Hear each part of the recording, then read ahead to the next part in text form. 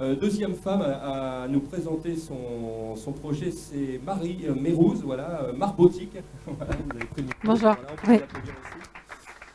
Alors, je veux dire, vous êtes parmi les vétérans, 2012, hein, c'est ça? Oui, naissance décembre de la 2012, société. oui, tout à fait. Et vous faites des jouets en bois connectés. Alors moi, on m'a toujours expliqué, mais non, mais maintenant c'est fini, c'est le virtuel, le numérique, tout ce qu'on peut toucher, ça marche plus, mais vous prouvez le contraire. Justement, en fait, à la base de la création de cette entreprise, il y a un intérêt pour la pédagogie Montessori. C'est ça, ouais.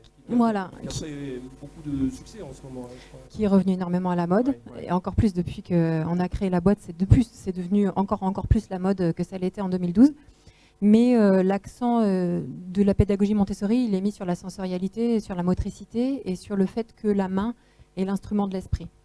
Donc de ce constat-là est venue l'idée de se dire les interfaces digitales, et vous avez tous vu des enfants jouer avec des smartphones et des tablettes, et à quel point c'est impressionnant de voir la vitesse à laquelle ils s'approprient ces interfaces. Et on se demande si c'est bien raisonnable.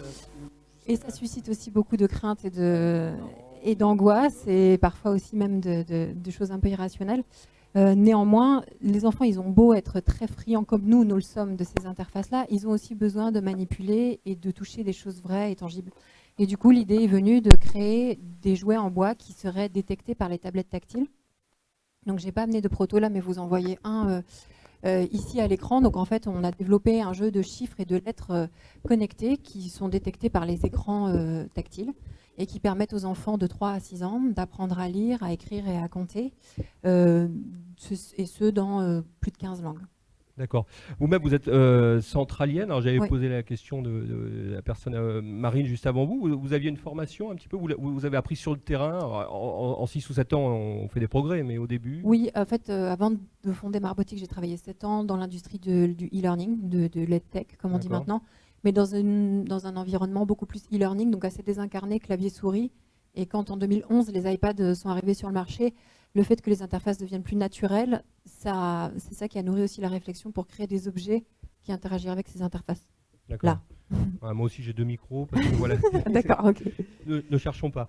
Vous avez notamment été référencé dans les Apple Store. Ça a été sans doute le coup d'accélérateur, le dernier.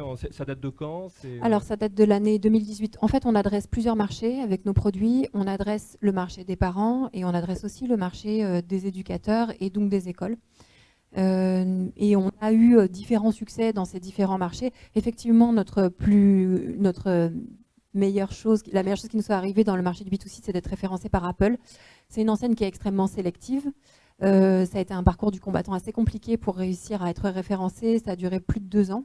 Et en novembre 2018, on a fini par annoncer donc, le lancement d'un produit exclusif dans tous les Apple Store du monde. Donc il y en a plus de 500. On est très contents parce que ça a très bien marché.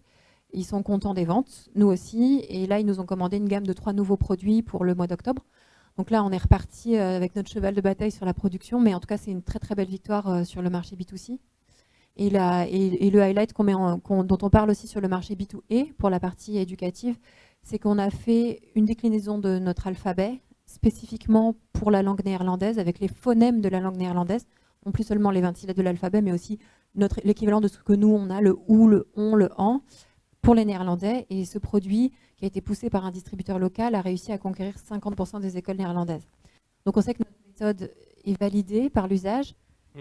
Maintenant, en France, ça reste encore compliqué, mais ça progresse. C'est-à-dire que vous pouvez après attaquer l'Asie avec les phonétiques. Oui, alors les langues asiatiques sont très très compliquées, mais en tout cas, l'apprentissage de l'anglais, déjà, c'est quelque chose qui motive pratiquement tous les pays du monde. Donc, on a aussi fait un kit qui s'adresse à l'apprentissage de la lecture en anglais. Et actuellement, on fait 98% de nos ventes à l'export. Une première levée de fonds, c'est ça, de 2 millions d'euros? Alors, c'est notre 3e levée de fonds. En tout, on a levé 4 millions, mais oui, on a annoncé en décembre une levée de fonds de 2 millions d'euros, oui. Qui va servir à quoi encore plus? Alors, qui sert à accélérer, à continuer de soutenir la R&D, puisqu'en fait, on reste une entreprise assez innovante, donc il y a encore des coûts de développement, bien sûr. Il y a aussi une partie de développement commercial et de développement marketing, puisque comme la plus grosse partie de notre affaire est du B2C, il faut consommer du cash en termes de marketing, tout simplement. J'ai lu aussi, là, pour revenir sur l'objet lui-même, là, que vous utilisez l'électricité statique pour les recharger. Il n'y a pas de pile, pas de batterie. Ouais, c'est le corps en fait de l'utilisateur ouais. qui est la batterie. Donc c'est comme ça que fonctionne un écran capacitif, c'est-à-dire il détecte le champ, le champ électrique, électrostatique qui entoure votre corps et vos doigts. Et donc à travers les pièces en bois, c'est l'électricité de votre corps qui circule. Oui. D'accord, ça c'est une sacrée révolution, non? Ça pourrait une chose qui peut être adaptée à d'autres objets.